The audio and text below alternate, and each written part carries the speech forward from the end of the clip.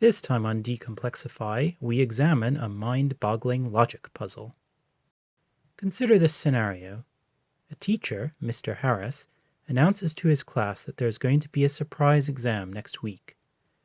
One of the more pedantic students in the class, Alice, asks him to clarify what he means by surprise. Mr. Harris replies, "When I say the exam is going to be a surprise, I mean that you won't know the day of the exam in advance. On the evening before the exam, you'll have no way of knowing an exam is happening the next day." Alice responds, "So, does this mean the exam isn't going to be on Friday?" "I never said the exam wouldn't be on Friday," replies Mr. Harris. "The exam could be any day next week, Monday, Tuesday, Wednesday, Thursday, or Friday."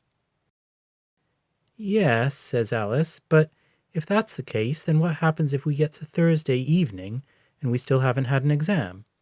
We'll know by process of elimination that the exam has to be Friday.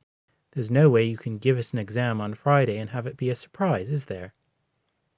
Mr. Harris thinks about this for a moment and answers, I suppose that's true."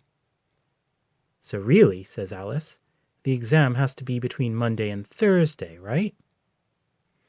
"All right," says Mr. Harris, "if you want to be pedantic about it, then yes, the exam will be between Monday and Thursday." "I see," says Alice, as she contemplates Mr. Harris's reply. "Oh, but wait," she says.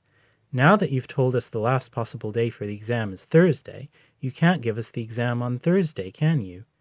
Because then if we get to Wednesday evening and there still hasn't been an exam, we'll all know that the exam has to be on Thursday, which means that an exam on Thursday can't surprise us." Says Mr. Harris. "So really what it amounts to," says Alice, "is that the exam has to be on Monday, Tuesday, or Wednesday." "I suppose you might have a point there," concedes Mr. Harris. "And," says Alice, "now that we know the last possible day for the exam is Wednesday, it means that by Tuesday night, if we still haven't—" All right, Mr. Harris interrupts. "I can see where you're going with this." "So you can't give us the exam on Wednesday either," Alice continues. "Which means you also can't give it on Tuesday, which means you also can't give it on Monday." Mr. Harris, by now feeling rather bewildered, says, "You're trying to make out that I have to abandon the idea of giving the exam?" "Well," says Alice, "either that or abandon the idea of surprising us, because you can't." Later, in the staff room, Mr. Harris is speaking to his colleague, Ms. Franklin. "I was going to give my class a surprise exam next week," he remarks, "but Alice just proved to me that it's impossible." "Alice?" asks Ms. Franklin. "You shouldn't listen to her. She's always trying to mess with teachers' minds." "It just seemed like she had an ironclad argument for why it can't happen," says Mr. Harris. Ms. Franklin shakes her head.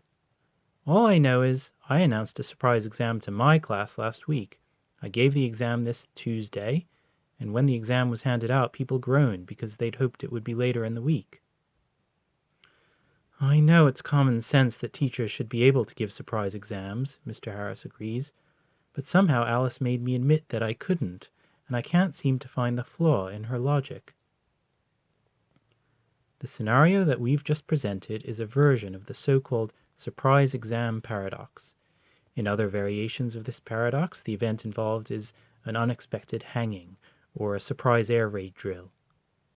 In his book on paradoxes, Robert M. Martin outlines the surprise exam scenario with its paradoxical conclusion, and he asks, what has gone wrong in the apparently impeccable reasoning that has led to this conclusion? I don't think you'll come up with a good answer to this.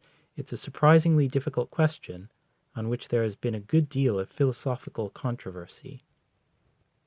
Can you discover a flaw in Alice's reasoning? Share your thoughts in the comments section, and stay tuned for part 2, where we'll explore and attempt to resolve the surprise exam paradox.